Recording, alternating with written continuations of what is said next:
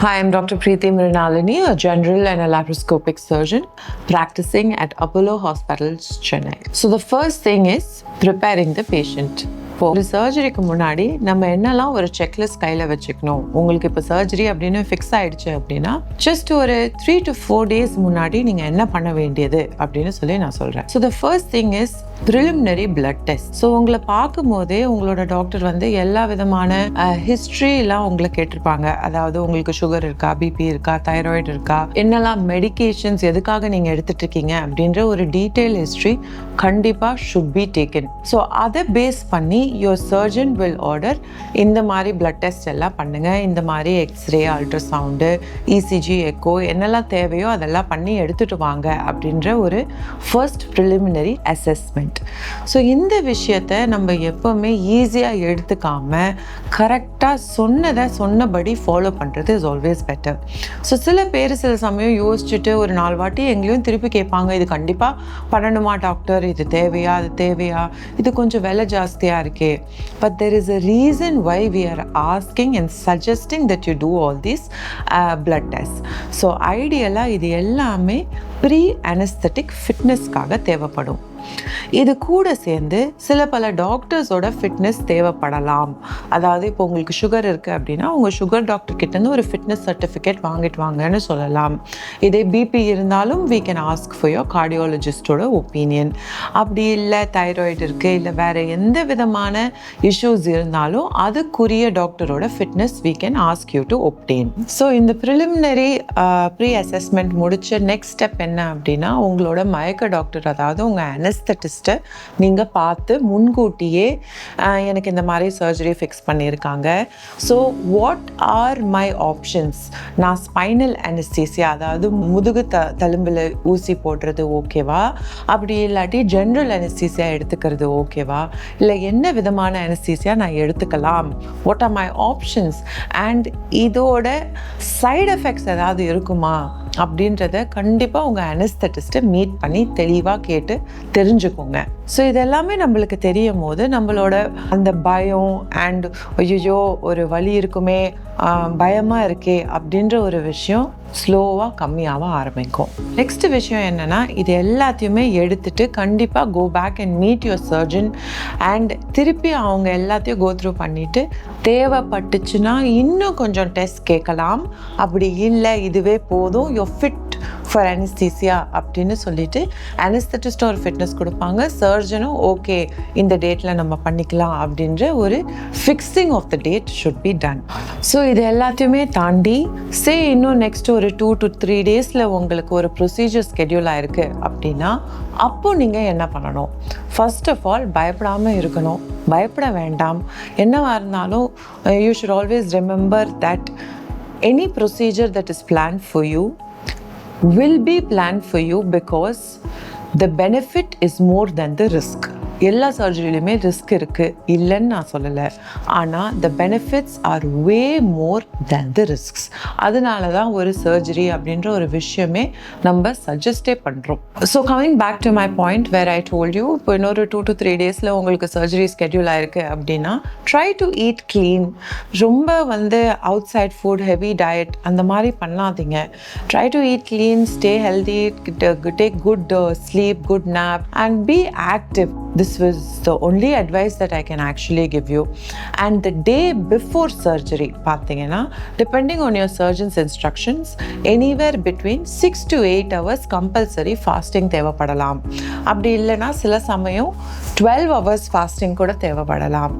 சில சமயம் you might require even an enema before your procedure. So based on என்ன surgery உங்களுக்கோ அது we will suggest. So always follow all these instructions correctly and either the previous day to surgery or the day of the surgery admissionக்கு வர வேண்டியது இருக்கும். So நீங்கள் admission எல்லாம் ஆயிட்டீங்க and உங்களோட சர்ஜரி சர்ஜரிக்காக we wheel you in, okay? So அந்த டைமில் ஆஃப்டர் அனஸ்தீசியா என்ன நடக்கும் அப்படின்றதும் நான் உங்களுக்கு இன் டீட்டெயில் சொல்கிறேன். So first of all you should understand that இந்த ஓடி ஆர் த ஆப்ரேஷன் தியேட்டரே பார்த்தீங்கன்னா ரொம்ப ஒரு ஸ்டெரைலான ஒரு என்வாயர்மெண்ட். நம்ம போட்டிருக்க இந்த சேம் ட்ரெஸ்ஸை வச்சுட்டு we don't go inside. Dress முதற்கொண்டு ஷூ முதற்கொண்டு we have to change and only go inside. And next extreme ஸ்டெரிலிட்டியில் தான் உங்களோட சர்ஜரியே பண்ணப்படும். ஏன்னா அந்த ஸ்டெரிலிட்டி இல்லை அப்படின்னா the chances of risk of infection is very high. So இந்த லேப்ரோஸ்கோபி அப்படின்ற ஒரு விஷயத்துக்கு உங்களுக்கு பிளான் பண்ணி எடுக்கிறோம் அப்படின்னா the first thing is the surgeon will assess the abdomen or any other part of your body wherever you're going to get operated. அதோட entry point எங்கே போகலாம் அப்படின்ற ஒரு assessment the surgeon will do. Ideally இந்த விஷயம் we already will have pre-planned in our mind. So இந்த பேஷண்ட்டுக்கு இந்த சர்ஜரி பண்ண போகிறோம் அப்படின்னா இதெல்லாம் தான் நம்ம பண்ண வேண்டியது இருக்கும் அப்படின்னு சொல்லி ஆஸ் அ சர்ஜன் நாங்கள் எப்போவுமே ப்ரீ-பிளான்டாகவே வருவோம்.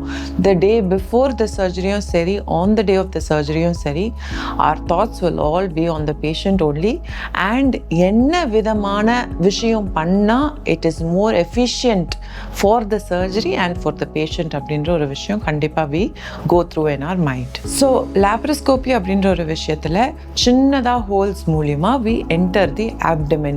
Since I am a gastrosurgeon, I am going to stick to the gastro point of view and உங்களுக்கு in detail gastro பற்றியே நான் சொல்கிறேன். So the entry of the abdomen is via a small incision. அது மூலியமாக ட்ரோகார் இல்லை board அப்படின்னு ஒரு விஷயம் நம்ம போடுவோம்.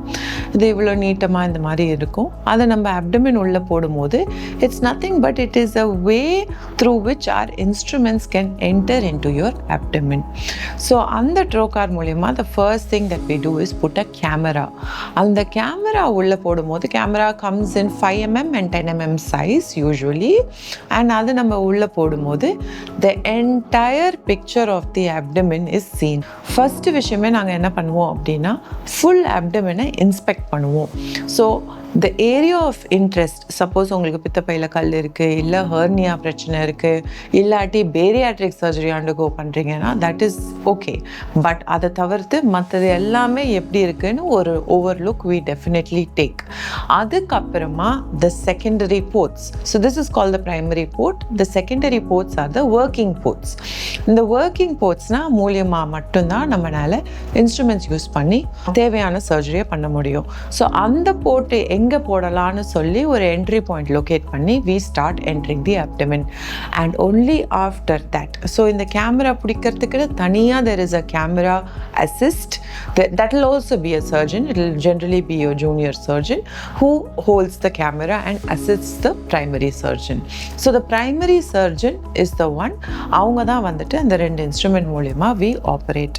ஸோ ஒரு விஷயம் நம்ம இதில் ஞாபகம் வச்சுக்க வேண்டியது என்னென்னா அப்ரோச் டிஃப்ரெண்ட்டாக இருந்தாலும், அதாவது ஓப்பன் டெக்னிக்காக இருக்கட்டும், லேப்ரோஸ்கோப்பியாக இருக்கட்டும், இல்லை ரோபோட்டிக்காக கூட இருக்கட்டும், என்ன அப்ரோச்சாக இருந்தாலும் the procedure that is done is the same. Approach தான் வேறு வேறு. ஸோ சர்ஜரியே வந்து வேறு மாதிரி பண்ணுறோம் அப்படின்னா கிடையாது. It's just the approach that is different. So இது எல்லாமே சர்ஜரி முடிஞ்ச அப்புறமா the skin is closed and again under full sterility தான் இது எல்லாமே பண்ணுறோம். ஸோ போஸ்ட் ஆப்பாக என்ன நடக்கும், பேஷண்ட் எங்கே கூட்டிகிட்டு போவோம், என்ன விதமான ப்ரிகாஷன்ஸ்லாம் நீங்கள் எடுத்துக்கணும், என்னெல்லாம் நீங்கள் மைண்டில் வச்சுக்கணும் அப்படின்னுன்றது நான் என்னோடய நெக்ஸ்ட் வீடியோவில் சொல்லியிருக்கேன். கண்டிப்பாக பாருங்கள்.